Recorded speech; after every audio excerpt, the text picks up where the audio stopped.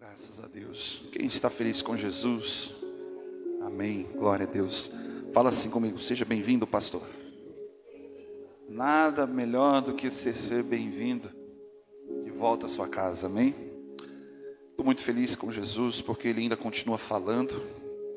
E se você tem esse mesmo desejo no seu coração, pega a sua Bíblia, abra comigo no livro de Hebreus, no capítulo de número 11. Quero cumprimentar os irmãos que estão acompanhando pela internet. Sejam bem-vindos também. Estamos retomando hoje as nossas lives.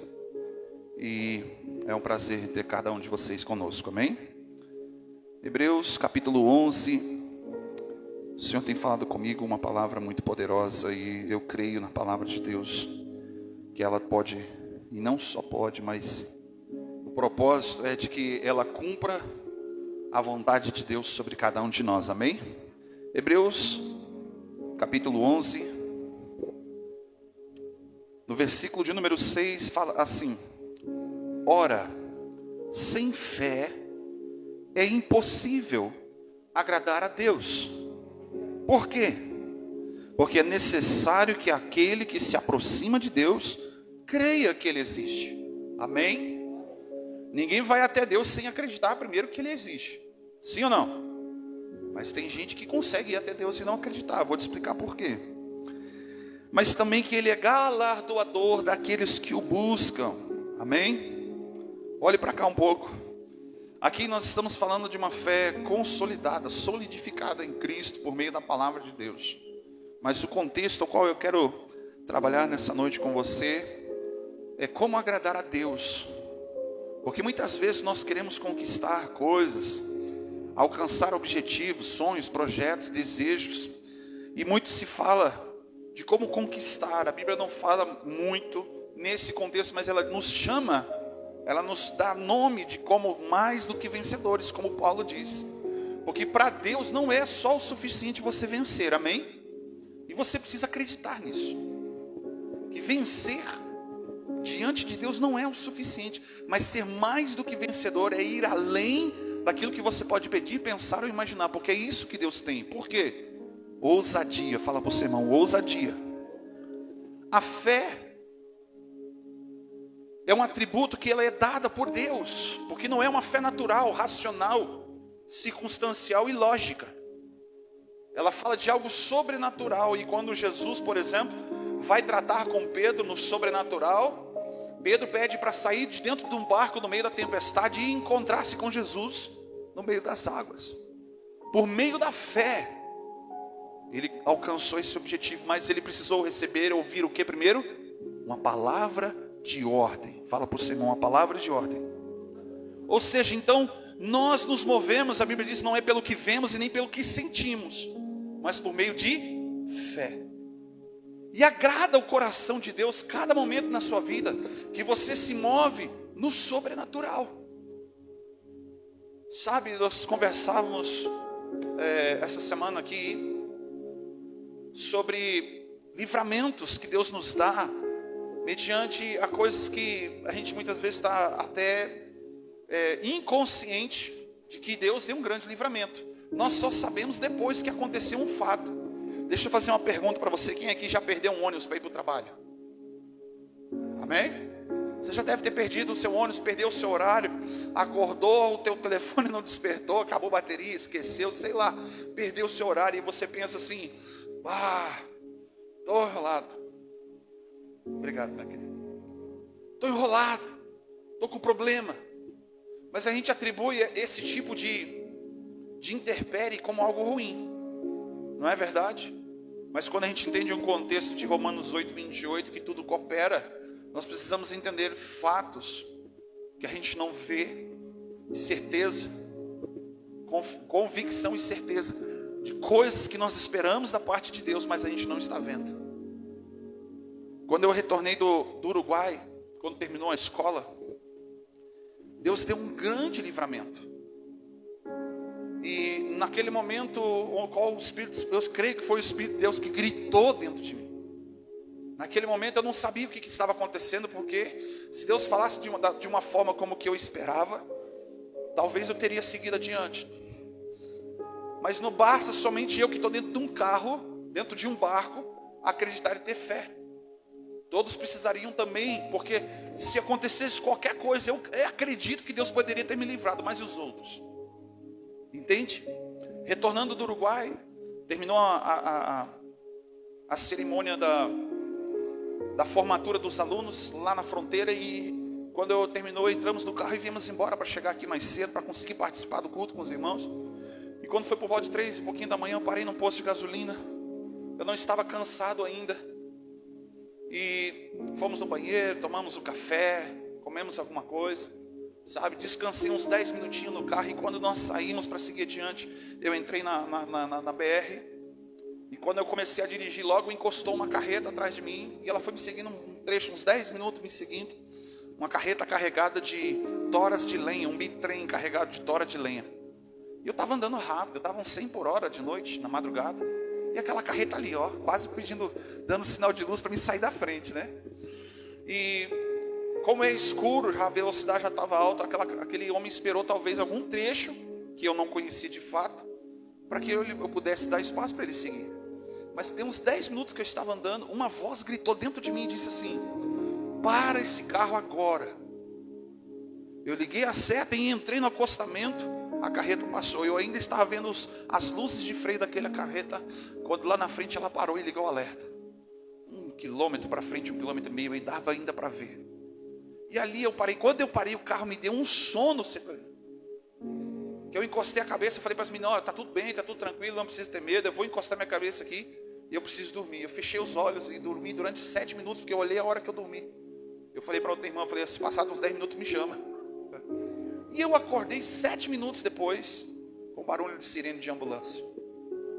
E eu olhei mais adiante, lá um monte de carro, de luz e coisas, lá naquela carreta. E nós seguimos. Quando chega lá na frente, lá, aquela carreta que estava querendo me ultrapassar, que eu parei, eu encostei, a estrada começava a fazer uma subidinha e entrava uma segunda pista. A carreta entrou na segunda pista, mas de frente vinha um outro veículo que o cidadão pegou no sono e entrou debaixo daquela carreta, e morreu o casal. Quando aconteceu isso, eu fiquei pensando: uau, a gente muitas vezes fica esperneando por causa de 10 minutos que a gente encostou ali, perdeu de andar, porque 10 minutos teoricamente dá de 8 a 10 quilômetros na estrada. É um tempo a mais que você fica ali cansado. Mas eu parei para pensar e me lembrei de outras histórias que a gente não sabe, que tudo coopera. Deus deu um grande livramento, porque não era aquela carreta, era para ser o nosso carro. Mesmo que eu estivesse muito bem acordado, andando lá na direita, aquele veículo teria entrado na contramão e batido de frente com a gente. Se eu morresse, eu sabia para onde eu ia. As pessoas que estavam comigo, eu não sei, eu não me garanto com ninguém. Mas preste bem atenção: fé. Você precisa ter fé para ouvir a voz de Deus. Você precisa ter fé para obedecer com coisas que você talvez não entenda agora, coisas que você não sabe o que é agora. Ou seja, esse texto aqui de Hebreus capítulo 11, ele está dizendo que nós precisamos ter uma fé sólida, firmada nos planos de Deus. Isso agrada o coração de Deus. Pergunta para o seu irmão e para a sua irmã: como que você agrada ao Senhor? Por meio da fé. Responde para ele assim: ouvindo e obedecendo. Agradar a Deus por meio da fé é ouvir e obedecer. Amém? Aqui eu quero citar alguns exemplos de como agradar a Deus, ou de como ser mais do que vencedor, porque quando nós agradamos a Deus, a Bíblia lá fala no livro de Salmos, que quando nós agradamos ao Senhor, deleita-te no Senhor, agrada o teu Deus, e Ele concederá o que deseja o seu coração. Muitas vezes nós pedimos alguma coisa para Deus, não recebemos, porque tem pessoas que não entendem que precisam agradar ao Senhor. No Antigo Testamento, quando você vai ler alguém que ia à presença de Deus, ou por meio de um profeta, ou por si só, nunca ia de mãos vazias. Não que Deus cobrasse, mas ele ia com o coração grato, gratidão, fala comigo bem alto, gratidão, generosidade. Ninguém ia de mãos vazias até Deus. O que você tem para oferecer hoje ao Senhor? Mesmo que sejam suas ofertas, Deus não está preocupado com a sua oferta. embora Ele te abençoe, amém? Deus se importa, pastor, se Deus não se importa, então não vou dar. Não, não é isso, é princípio, fala para o seu irmão, é princípio.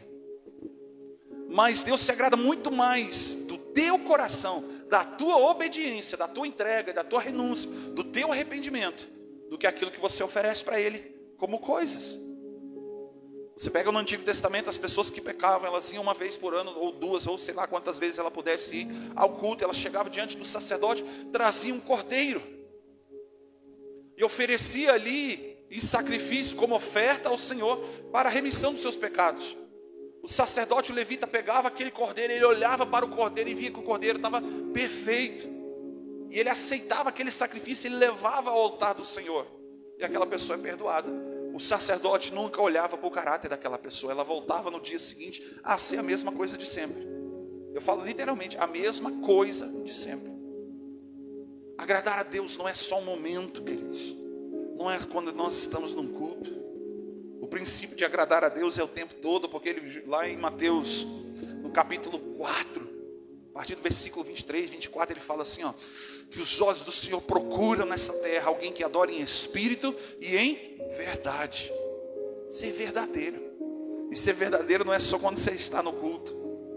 Fala com o seu irmão assim, a autenticidade. Para que você seja autêntico, eu vou para o item número 2. Fala comigo assim, integridade. Nós estamos vivendo uma geração que não zela pela integridade. Alguns dos significados da palavra integridade na Bíblia tem muito mais a ver com o cuidado, com a proteção, ou de proteger-se, ou se guardar. Ou seja, viver de acordo com os padrões morais bíblicos de Deus. Por que nós precisamos ter integridade? Provérbios capítulo 11. Se você pode abrir, se não apenas escute. Provérbios capítulo 11, versículo 3 diz assim, que a integridade do justo os guiará. Provérbios 11, versículo 6. O cuidado de se guardar em Deus faz com que nós tenhamos um caminho reto, faz com que nós tenhamos um caminho certo. Mas ele continua dizendo, porque os falsos e dos infiéis, o caminho dos falsos e dos infiéis, Deus o destruirá. Dá uma olhadinha ali fora. Aleluia. Eu vou ler novamente esse versículo de número 11. O versículo número 3. A integridade dos justos o guiará. Se você não sabe para onde ir, não sabe para como se conduzir, seja íntegro, guarde-se na palavra de Deus. Número 3. Como que eu me mantenho íntegro na palavra de Deus? Lendo a Bíblia. Eu sei que você tem o hábito de ler a Bíblia. Você tem o hábito de ler a palavra do Senhor? Sim ou não? Mas não basta apenas só ler. A integridade, ela é guardada por viver aquilo que você está lendo. E quanto mais você se aprofunda e mergulha na palavra de Deus, mais você conhece o Senhor. Porque a leitura da palavra de Deus leva você a aumentar a sua fé. Amém? A Bíblia diz que a fé vem pelo ouvir a palavra do Senhor. Quando você ouve, você está ouvindo uma mensagem. Está num culto, ouvindo a palavra de Deus. Você está lendo a palavra de Deus. E você depois começa a orar esta palavra sobre você. Você começa a viver esta palavra. Então você está se guardando nesta palavra. Aí entra o contexto ao qual a gente muitas vezes fala aqui. Eu sou o que a Bíblia diz que eu sou. Eu tenho o que a Bíblia diz que eu tenho. E eu posso aquilo que a Bíblia diz que eu posso. Integridade. É isso que falta para a nossa geração. Tem muita gente que fala de Deus. Tem muita gente que fala de Deus. Poucos falam em nome de Deus, dizendo, assim diz o Senhor. Porque a palavra sem o Espírito, ela é morta. Falar de Deus, muitos podem falar. Se você entrar na internet agora, nesse exato momento, sexta-feira, vai ter centenas de milhares de pessoas falando de Deus. Poucos vão estar falando em nome de Deus. vão estar guardados, vão ser fiéis à palavra de Deus. Quando Deus apresenta para Jacó, um anjo vem e fala assim: Jacó, o que você está vendo, Jacó? Ele olha assim: eu vejo nada mais, nada menos do que uma vara de amendoeira. E a resposta foi: fosse fiel na visão, você viu exatamente, você está falando exatamente o que você está vendo. Ezequiel também foi a mesma coisa. O que você está vendo, Ezequiel? Eu vejo um vale de ossos secos, e os ossos estão sequíssimos. Ser fiel à palavra que você está lendo, está guardado. Então depois vem a oração. Fala para o seu irmão: a oração. Filipenses capítulo 4, versículo 6. Fala assim comigo: ai, ai, ai, ai, ai. Diz assim: não andeis ansiosos por coisa alguma. Quem está ansioso está duvidando, não está crendo. Quem anda ansioso tem receio de que não vai acontecer. Pode ver o irmão da esquerda, da direita, da frente ou de trás acontecendo, até acredita que vai acontecer, mas acredita que só vai acontecer na vida dos outros. Na vida dele, ele não consegue acreditar. Capítulo 4 de Filipenses, versículo 6, fala assim: não andeis ansiosos por coisa alguma, mas antes disso, em tudo sejam os vossos pedidos conhecidos diante de Deus. Por meio de quê? Da oração, da súplica e de ações de graça. Não tem como, querido, aquela pessoa, aquele homem, aquela mulher que ora, ele não passa por problema. Ele salta sobre os problemas, ele está andando sobre as águas. Ele não está olhando para a onda do mar, ele não está olhando para a adversidade. Pode estar 1000 caindo na sua direita, 10.000 à sua esquerda. Ele não será atingido, porque ele sabe aonde ele está guardado. No centro da vontade de Deus, na sombra das asas do Altíssimo, no esconderijo do Senhor. Eu estive em Brasília agora, semana passada, na quinta-feira. Eu tive a oportunidade de ir na casa de uma irmã, 76 anos. Eu tive vergonha, e nós fomos lá porque eu, o pastor Bira e o apóstolo João, meu primo, nós fomos lá porque todos nós três precisávamos de respostas de Deus. Lembra quando eu falo aqui, eu ministro para vocês e compartilho que Deus testifica por meio de profetas aquilo que Ele já está falando com você? Muitas das vezes a gente não tem dúvida do que Deus vai fazer, mas nós queremos apenas entender, por isso que nós buscamos, de vez em quando, tá? Não é o tempo todo. Nós buscamos a voz profética, amém? A voz profética, ela tem uma habilidade mais fácil de ouvir a voz do Senhor. E nós somos aquela irmã, ela é uma profeta, uma intercessora. Fomos lá, e quando nós chegamos lá, nós queríamos que ela orasse por nós. E primeiro ela foi perguntando e conversando aqui e dali. E depois, quando ela foi orar, Deus falou que muitas coisas, para mim não especificamente o que eu queria ouvir, mas Deus falou, bradou na terra, amém? E quando terminou, nós fomos orar por ela. E quando nós fomos orar por ela, Deus começou a mostrar saúde. E aí o apóstolo João, no meio da oração, perguntou para ela assim: minha irmã, o que está doendo no seu corpo? Ela falou: pastor, peraí, deixa eu ver. Ela tem uma perna mais curta por causa de um acidente que ela sofreu quando ela tinha 6 anos de idade. Pico de papagaio, artrose, osteoporose, um monte de coisa, sabe? 6 anos de idade ela começou a ter problemas nos ossos, por causa que na infância dela, onde ela morava, lá no Nordeste, era muito longe para levar no hospital. E quando ela caiu, ela se quebrou. A mãe não levou porque não tinha condições de levar, então ela se curou em casa, toda torta. Não tinha fisioterapia e passou 70 anos daquele jeito. Só que quando nós colocamos ela sentada e botamos um banquinho, que o apóstolo João pegou na perna dela para ajeitar uma perninha do lado da outra, para medir, né? Antes da gente orar a perna dela, a gente viu crescer. Foi algo assim extraordinário. Eu falei: meu Deus, Deus vai fazer muita coisa aqui hoje, minha irmã. Você crê? Ela: creio. E aí, oramos ali. E ela falou, e depois da oração, a gente perguntou: você está sentindo dor ainda? Ela disse: estou sentindo dor na minha coluna. E aí oramos uma vez, 2, 3, e nada aconteceu. Eu fiquei um pouco confuso. Eu falei assim: Deus, o Senhor acabou de esticar a perna dessa mulher, curou ela, a gente fez ela andar, ela andava assim, sabe?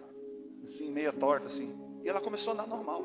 E agora, por que Deus não curou ela da dor nas costas, na coluna? Eu fiquei um pouco confuso. Mas Deus deu o espírito de discernimento ali, e o Jonathan perguntou para ela assim: irmã, o Senhor me faz uma pergunta, você precisa perdoar alguém? E ela entendeu na hora que era Deus que estava falando com ela. Ela baixou a cabeça e disse: sim, eu preciso perdoar minha mãe. E aí ela contou do acidente com 6 anos de idade. E ela passou 70 anos achando que a culpa dela ter vivido aquela vida todinha daquele jeito, torta. Parecia a musiquinha das crianças, né? Havia uma irmã torta, morava numa casinha torta, tinha um caminho torto, sua vida toda era torta. E aí nós aconselhamos ela: libera perdão. E ela mesma começou a orar ali, liberando perdão. E nós não vimos nada de diferente. Porém, enquanto que ela orava, ela disse para a gente que ela começou a sentir no corpo dela, estalando os ossos, as coisas se ajeitando, nervos indo para o lugar, as dores que ela tinha nos tendões, nas cartilagens, sumindo.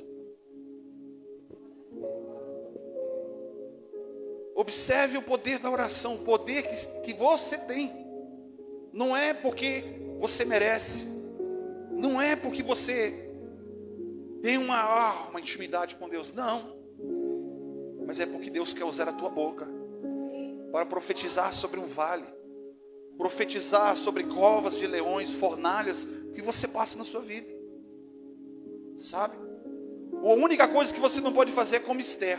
Fala para o seu irmão: a Esther fez o que, pastor? Ela foi orar quando a água já estava para cá do pescoço. O rei promulgou um decreto contra os judeus, contra o seu povo. E ela esqueceu que ela era também judia, e que aquela lei se aplicava a ela.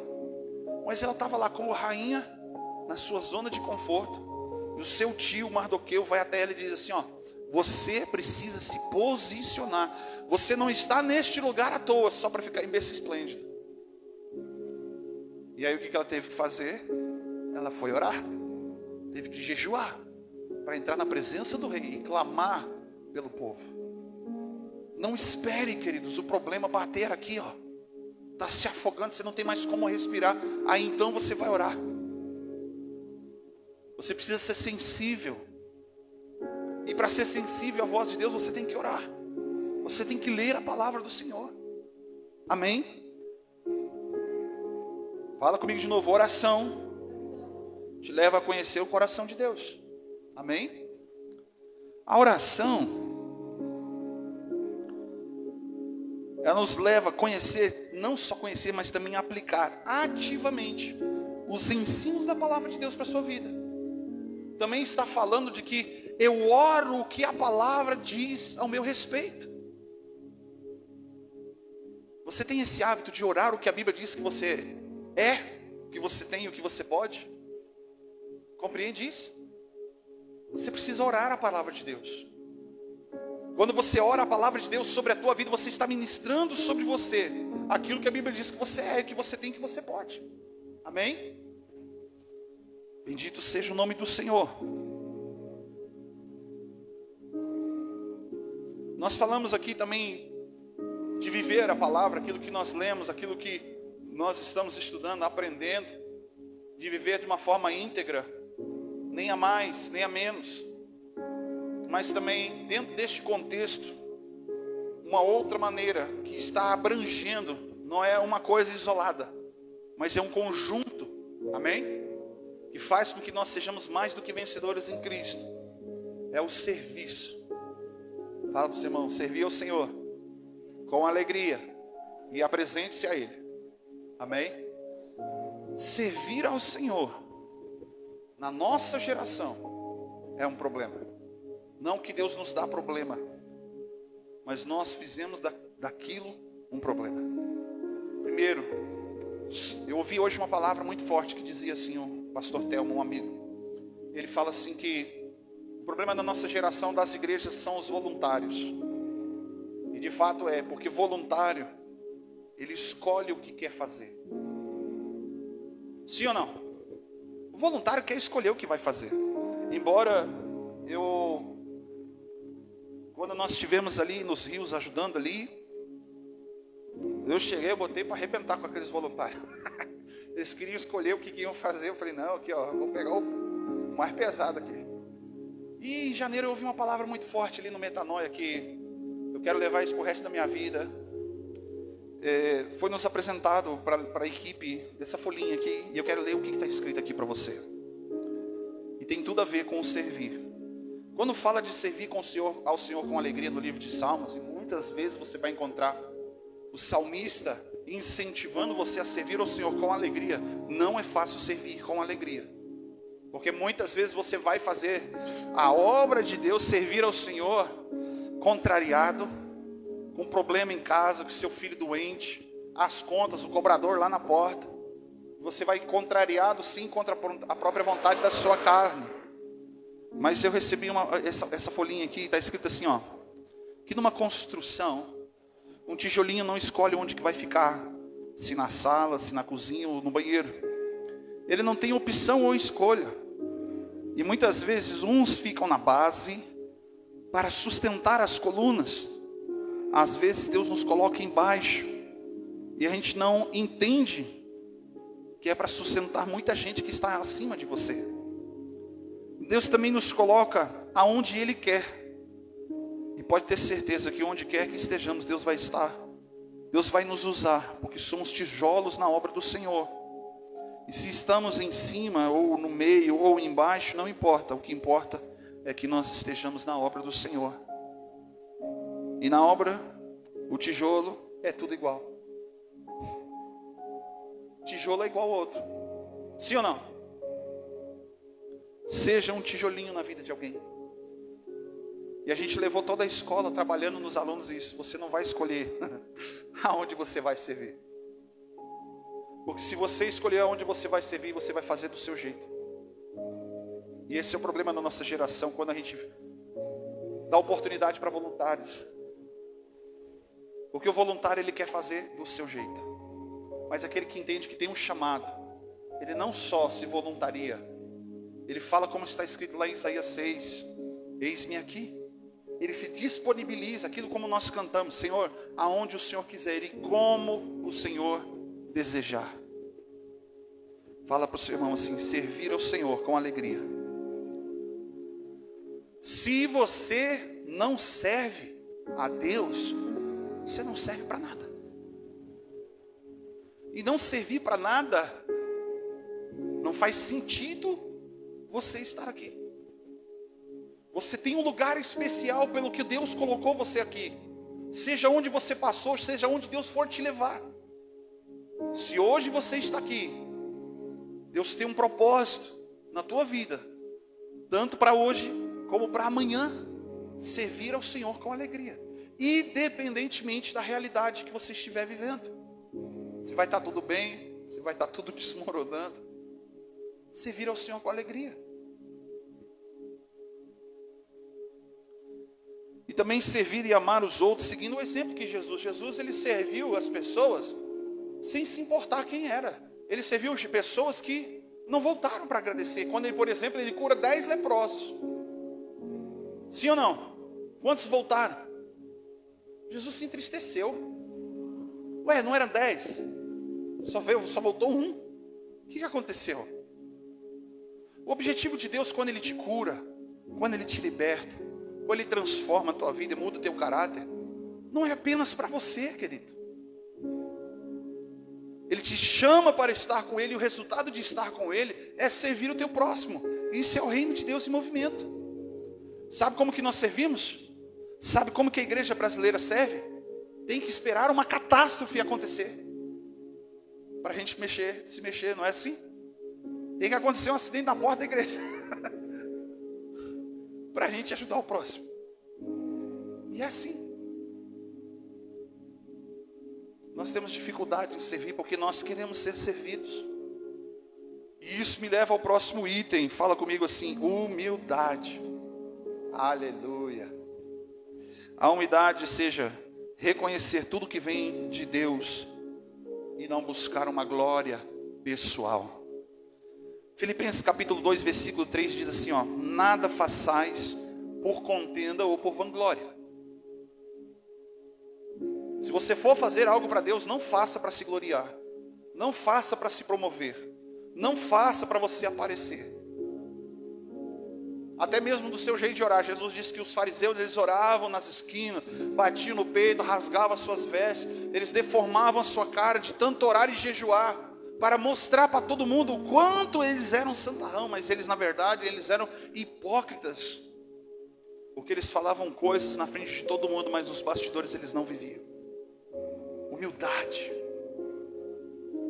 Nada faça por contenda.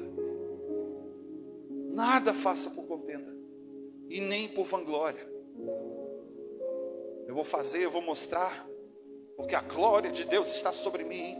A justiça do Senhor, o sol da justiça vai brilhar sobre mim, né? Que eu apareça e os outros sumam.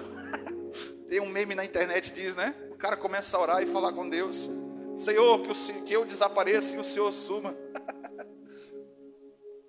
Distração.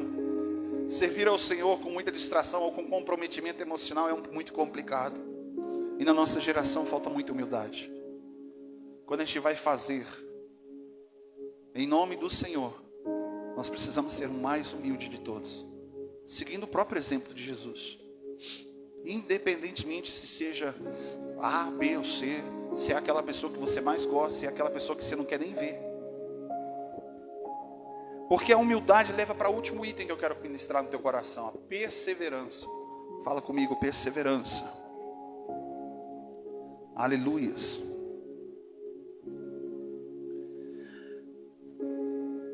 A perseverança tem um contexto bíblico de continuidade. Fala comigo, continuidade. Capítulo 1 do livro de Tiago diz que Deus nos prova. Ele prova a nossa fé, para que a gente continue. Não só continue, não só que a gente persevere, mas por um outro principal objetivo: mostrar para mim, para você, como que está a sua fé, como que está o seu coração, como que está o seu serviço, como que está a sua humildade, como que está teu conhecimento da palavra e como que está a tua oração. Por que ele faz isso? Deixa eu te fazer uma pergunta. Deus sabe como que está a sua fé, sim ou não? Sim ou não? Sim. Ele conhece você por dentro e por fora. A Bíblia diz que antes mesmo que nós abrimos a nossa boca para falar, Ele já sabe o que a gente vai falar. Então por que a Bíblia diz que Deus nos prova na fé, ou em qualquer área da sua vida? Para mostrar, simplesmente para mostrar como que está a tua fé. Mostrar para você. E a aprovação da sua fé vai gerar em você continuidade. Porque você vai entender e vai ver, vai olhar para dentro de si e ver o quanto de Deus você tem e que você carrega. E se você está cheio de Deus, você facilmente vai vencer as adversidades. E aí você continua. Se você está vazio, seco, você vai levar um tombo. Você vai se ferir, você vai se machucar. E aí a Bíblia, você vai perceber o quão fraco você está na fé, na sua oração, na sua perseverança, na sua leitura da palavra, o quão superficial você está em Deus. Ou seja, as tribulações, as adversidades são necessárias na minha e na sua vida, para que haja crescimento, para que haja amadurecimento. Como que eu agrado a Deus? Lá no versículo 7 do capítulo 1 ali do livro de Tiago, diz assim, ó: bem-aventurado aquele que suporta a provação. Suportar não é para qualquer um. Aqueles que não suportam é porque não têm conhecimento de quem Deus é. Aqueles que ficam pelo meio do caminho é que não estão fundamentados na rocha que é Cristo. Não tem conteúdo de palavra de Deus. Não sabe aquilo que a Bíblia diz a seu respeito, o que Deus pensa a seu respeito. Hoje pela manhã eu conversava com um irmão. Conversava com o irmão e a sua esposa.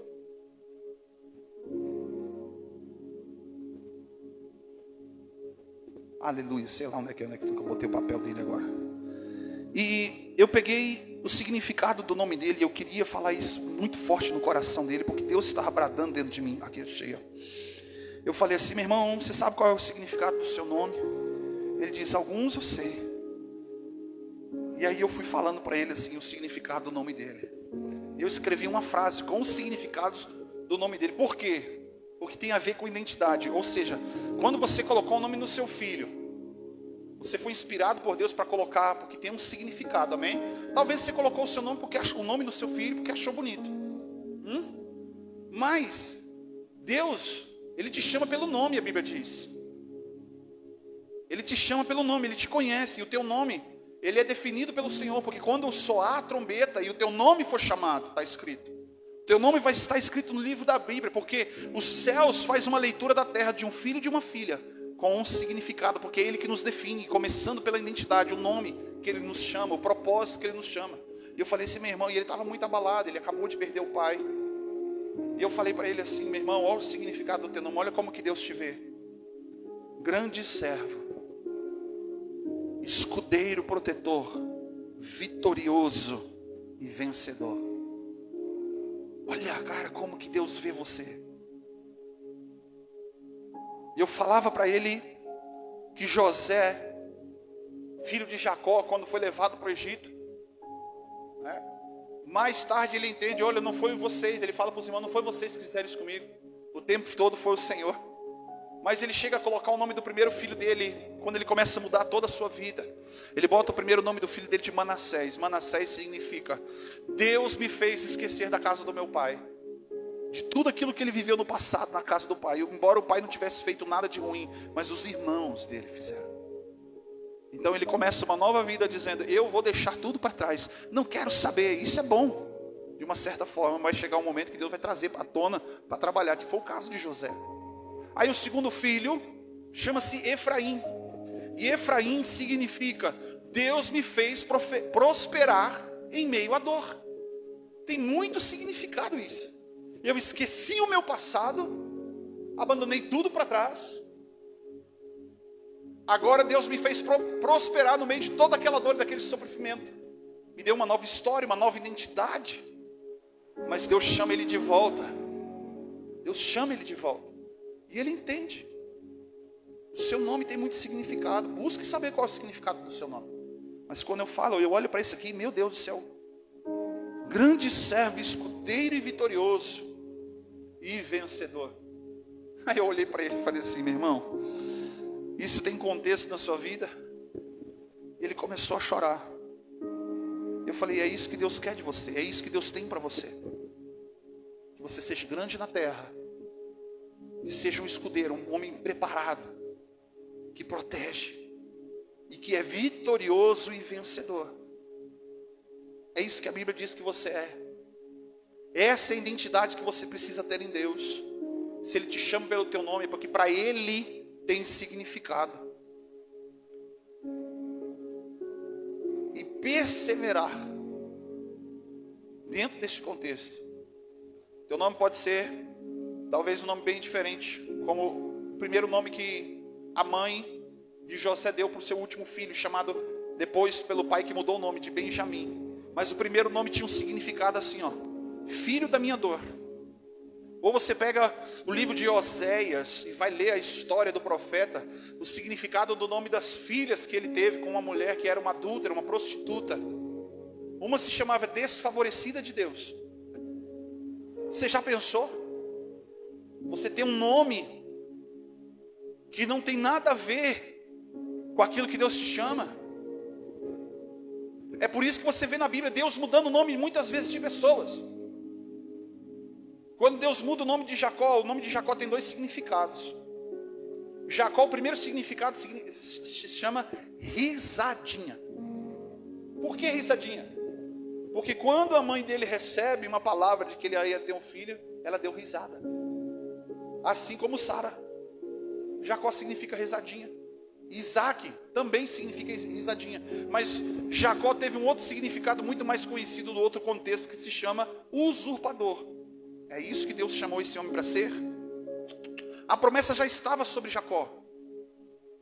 Só que ele fez tudo errado. Ele tentou dar um jeitinho. A mãe dele tentou dar um jeitinho. Mas o que precisou acontecer para que uma chave fosse girada na vida de Jacó? Ele precisava receber uma identidade dos céus. E Deus muda o nome dele de Jacó, usurpador, para Israel, que significa lutaste com Deus e prevaleceste. Se tem alguém na Bíblia que venceu, não que Deus seja fraco, não. Mas Deus permitiu, talvez, porque aquele homem insistiu em vencer. Deus pega e muda o nome de Simão para Pedro. Quando Ele começa a mudar e mostrar para você a identidade, que os céus te vê, Ele está olhando para você, você não está sendo aquilo que eu chamei você para ser. Ele começa a te levar para lugares daqui e dali, te purificar, te moldar, te espremer, te apertar de tudo que é jeito, até você ficar do jeito que Ele quer. Isso dói. Essas são as provações. Porque a Bíblia diz que o poder de Deus se aperfeiçoa em nossas fraquezas.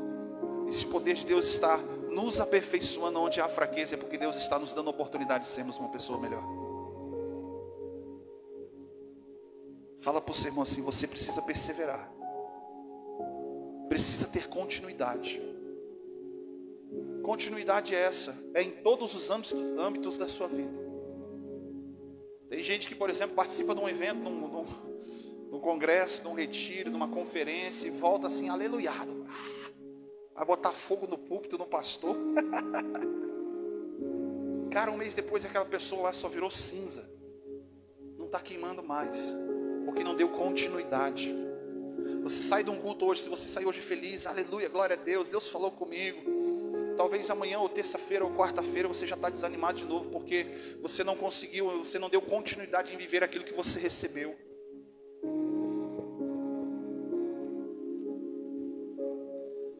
A perseverança é a continuidade firme na fé, mesmo diante de desafios e provações.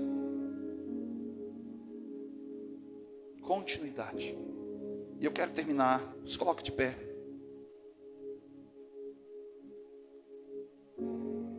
Uma vida que agrada a Deus. Eu listei aqui pelo menos 7 coisas de como agradar a Deus e ser mais do que vencedor. Primeiro, fé, repete comigo, fé, integridade, oração, a leitura, o estudo da palavra, servir ao Senhor, humildade e perseverança.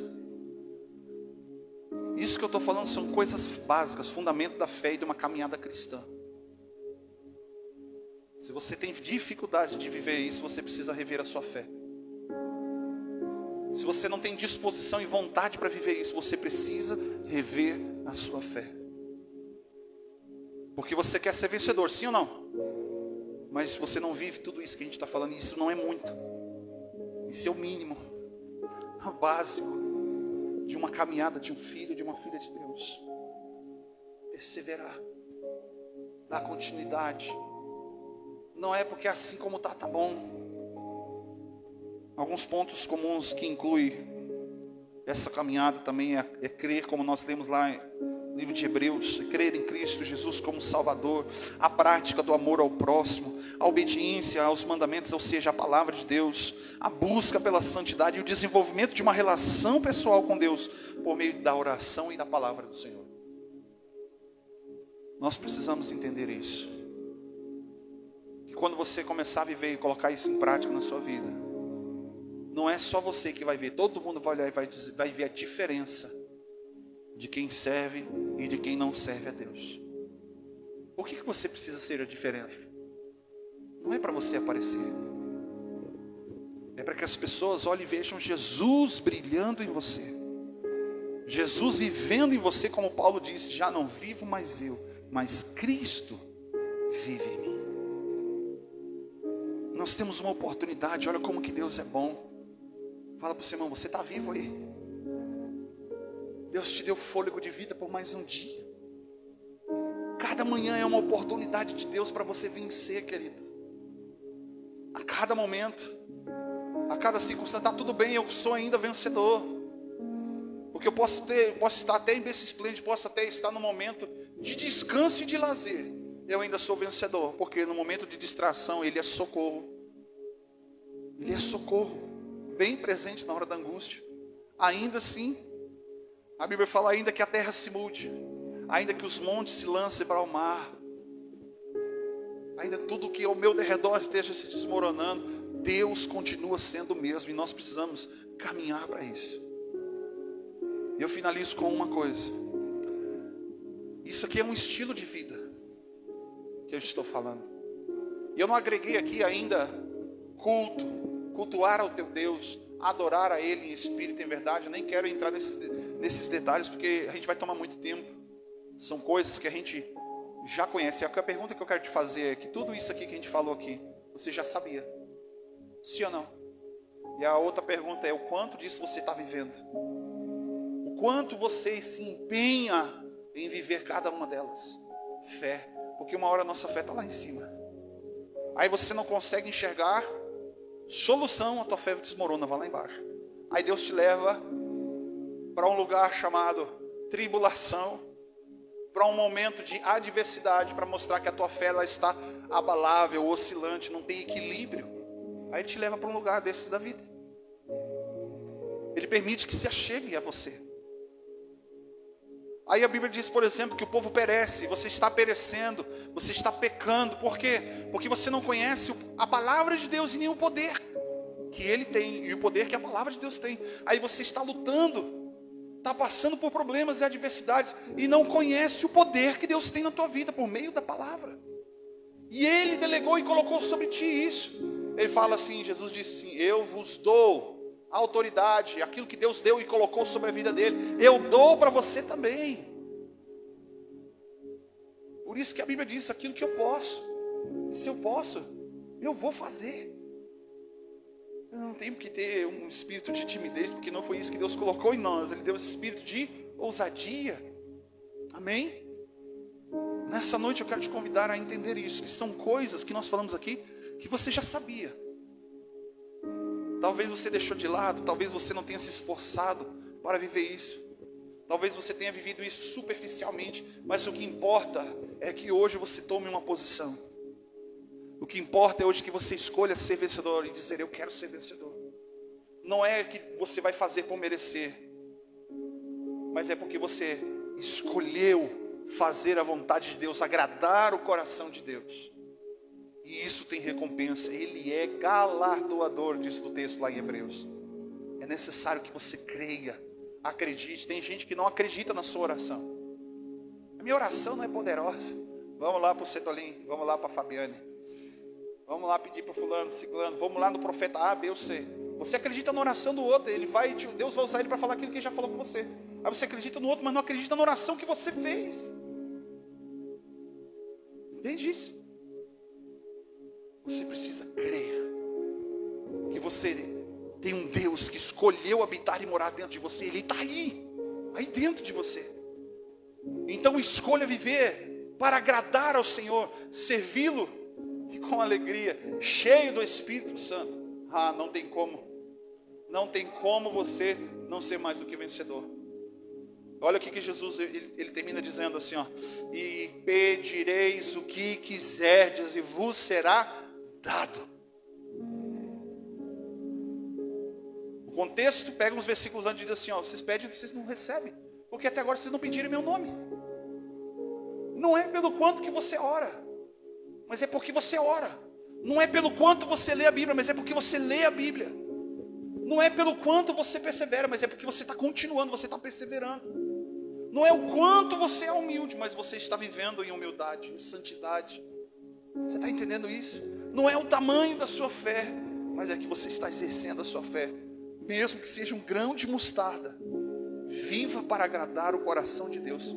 E você vai se tornar um homem, uma mulher, mais do que vencedor. E isso agrada o coração de Deus. Deus olhar para a terra e dizer assim, ó: uau, você viste meu servo Jó? Quando ele fala com Satanás, ele diz assim: não há ninguém na terra como ele. E Deus sabia o que estava falando. Na terra realmente não tinha ninguém como ele. Mas Jó era parâmetro de comparação de quem está no céu. Por isso que ele foi tratado. A gente pensa que Jó era inocente, sabe de nada. Deus tratou com ele naquilo que havia de fraqueza. Porque na terra, o parâmetro da terra, ele era o melhor, sim. Mas nos céus, mesmo que nós venhamos ser o melhor aqui na terra, sim, precisamos buscar ser o melhor. Não há nada que nos faça ser merecedor de alguma coisa de Deus. E é pela graça. Fala para o teu irmão: é pela graça. Você não merece, mas Deus escolheu te abençoar. Deus escolheu te amar. Deus escolheu te salvar. Amém? Feche seus olhos. Coloca a mão no seu coração. Eu quero orar para você. Se você está vivendo isso que nós compartilhamos aqui nessa noite, peça para Deus te fortalecer mais e mais, que você possa viver num nível mais profundo. Mas se você não tem conseguido viver, peça para Deus oportunidades. Deus, Ele é um Deus bom. Ele tem misericórdia, Ele se compadece. Que quando nós experimentamos o Senhor, nós pedimos, como nós cantamos, Senhor, nada mais me satisfaz. Tu és o único que pode me satisfazer. Tu és o único que pode fazer algo na minha vida. Então abra o seu coração para Ele nessa noite. Pai, em nome de Jesus, nós apresentamos as vidas, Pai, que estão aqui neste lugar, as que estão em casa, Senhor. Crendo, a Deus, que a Tua palavra que foi lançada numa terra fértil, ela não vai voltar vazia, ela vai produzir frutos. E o Senhor vai colher em nós frutos dignos de arrependimento. Ela vai produzir em nós vida e não morte.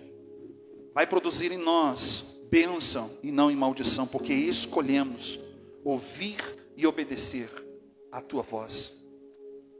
Nos fortalece, Senhor, meu Deus, meu Pai, para que nós possamos dar continuidade, perseverar em tudo, Senhor, meu Deus, meu Pai, que o Senhor colocar diante de nós. Porque cada vez que a nossa fé é provada, entendemos, como diz aquela canção, Tu nos dá uma oportunidade, uma chance de crescer um pouco mais. Por isso, Senhor, meu Deus, meu Pai, nos ajuda a romper, Pai, por meio da fé, e vencermos, Senhor, áreas nas nossas vidas, Pai, que estão, Senhor, passando por dificuldades. Porque eu entendo, Pai, nesta noite que o Senhor quer mudar histórias, o Senhor quer mudar mentes, corações. E em nome de Jesus Cristo, Pai, esta noite é uma noite propícia para isso. Porque Teu Espírito nos conduziu aqui, e nós não queremos sair por aquelas portas, ou desligar, Senhor, meu Deus, meu Pai, essa conexão, sem que o Senhor faça algo na nossa vida. Por isso nós entregamos tudo, abrimos nosso coração. Abrimos o nosso coração para que o Senhor faça a morada, faça a diferença. Abrimos o nosso coração para que o Senhor venha colocar cada coisa no seu devido lugar. Que o Senhor venha agir em nosso favor nesta noite, por meio do Teu Espírito Santo, regando, Pai, esta palavra e frutificando nela, Senhor, para que nós venhamos ter vida plena em Cristo e experimentar o que é bom, o que é perfeito e o que é agradável do Senhor. Assim nós Te agradecemos em nome do Senhor Jesus Cristo. Amém.